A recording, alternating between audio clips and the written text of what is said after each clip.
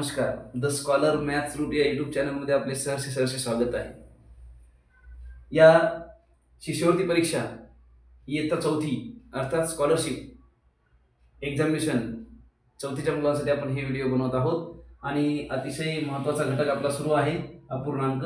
या अपूर्णांकाच्या प्रकारामध्ये आपण समछेद, भिन्नछेद, अपूर्णांक पाहिले, त्यांची बेरीज, वजाबाकी, त्यांची तुलना, चढता उतरता क्रम, गुणाकार पर्यंत आपण आलेलो आहोत. पड देखील पाहिले आपण त्यांची आणि अपूर्णांकाचा गुणाकार करताना अंशाचा गुणाकार करतात आणि छेदाचा गुणाकार करतात. अंशाचा गुणाकार करून तो अंशस्थानी लिहायचा आणि छेदाचा गुणाकार करून तो छेदस्थानी लिहितात. एक उदाहरण या ठिकाणी आपण घेतलेलं आहे बघा. उदाहरण 3/5 गुणिले 2/7. या ठिकाणी काय करायचं आपल्याला? अंशाचा गुणाकार 3 गुणिले 2 छेद 5 गुणिले 7 बरोबर 6 छेद 5 35. अशा प्रकारे अपूर्णांकाचा गुणाकार आलेला आहे.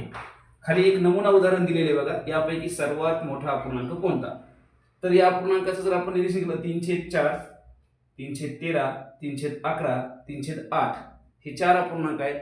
यांचे जर आपण निरीक्षण केलं तर यांचे भिन्न छेद अपूर्णांक आहेत. छेद भिन्न आहेत आणि अंश सारखे आहेत. मग आपण नियम पाहिला होता, ज्या अपूर्णांकाचे अंश सारखे असतात तेव्हा जो छेद लहान असतो तो अपूर्णांक सर्वात मोठा असतो आणि ज्याचा छेद मोठा असतो तो अपूर्णांक सर्वात लहान असतो. या ठिकाणी आपल्याला चढता उतरता क्रम लावायला सांगितलेला नाही, पण या ठिकाणी आपल्याला सर्वात मोठा अपूर्णांक ओळखायला सांगितलाय. तर सर्वात मोठा अपूर्णांक म्हणजे 3/4 आहे. खाली पर्याय सुद्धा दिलेले असतात, हेच पर्याय राहणार आहेत. त्यामुळे आपल्याला ओळखता येणे हे महत्वाचं आहे आणि जो आपण ओळखला त्याच्या पर्याय नंबरला आपण काय करायला पाहिजे? गोल करायला पाहिजे.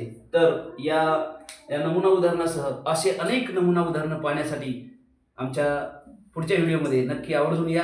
भेटूया पुढील व्हिडिओमध्ये. तोपर्यंत नमस्कार.